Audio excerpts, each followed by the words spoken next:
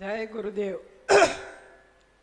આસ્થામાં મેં શિબિર કરી હતી, રેકી શિબિરે કરી, પણ શિબિરો ગુરુદેવ ઘણી કરી, પણ આ શિબિર કાંઈક અનોખી છે.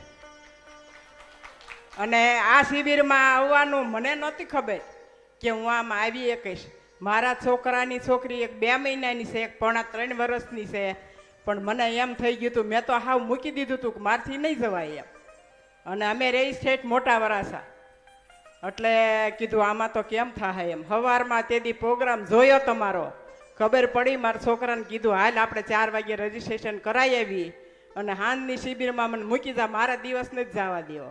હાંજની શિબિરમાં અમે 4 વાગે રજીસ્ટ્રેશન કરાવ્યું, હાંજની શિબિરમાં આવી, પાછો એ મને લેવા આવ્યો. મેં કીધું ભાઈ તારી ઊંઘ ઉડાડી નાખ, તારે મારી હાટું થઈને મારી હારે આવવાનું છે, તારે ના નથી પાડવાની.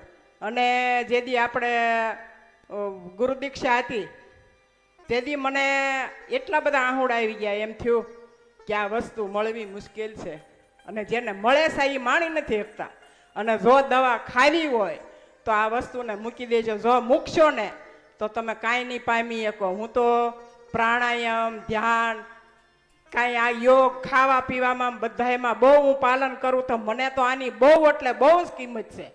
કે ધન્ય છે આવા ગુરુજીના માતા પિતાને કે આવા પુત્રને જન્મ આપી, કેટલાનું જીવન ધન્ય બનાવી દીધું.